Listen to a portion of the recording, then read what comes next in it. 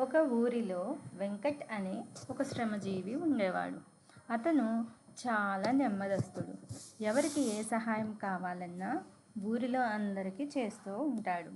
తను, తన భార్య, ఇద్దరు పిల్లలతో ఒక చిన్న గ్రామంలో నివసిస్తూ ఉండేవాడు.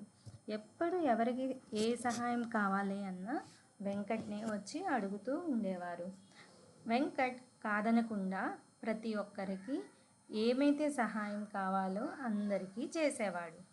ఒకరోజు తన బంధువులు తన ఇంటి దగ్గరికి వచ్చి మాకు సహాయం కావాలి అని అడుగుతారు.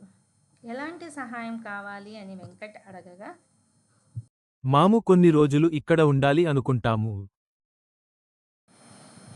అలాగే కొన్ని రోజులు గడుస్తూ వచ్చాయి. బంధువులు ఇంట్లోనే ఉంటూ ఎంతో సంతోషంగా ఉండసాగారు కానీ బయటికి వెళ్ళాలి అని అనుకోవడం లేదు. ఇంతలో వెంకట్ భార్య ఎంతో విచారిస్తూ బాధపడుతూ ఉంటుంది.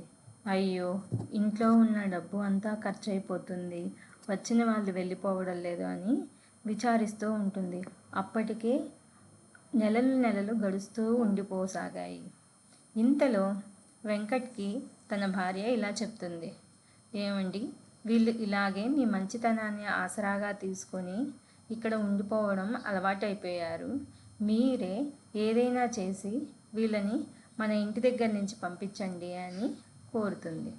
ఇంతలో వెంకట్ వాళ్ళ దగ్గరకు వెళ్ళి ధైర్యం కూడగట్టుకొని, మీరు మా మంచితనాన్ని ఎన్నో రోజులుగా ఉపయోగించుకున్నారు, ఇంకా చాలు, మా సేవలు మా పిల్లలకే ఉపయోగపడడానికి ఏమీ లేదు ఇప్పుడు మా దగ్గర, మీరు దయచేసి మా ఇల్లు వదిలి వెళ్ళిపోండి అని ఎంతో ధైర్యంతో వాళ్ళతో సానుకూలంగా చెప్తాడు.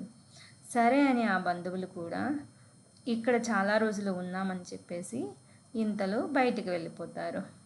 ఆ తర్వాత వెంకట్ తన భార్య, ఇద్దరు పిల్లలతో సంతోషంగా ఉంటారు.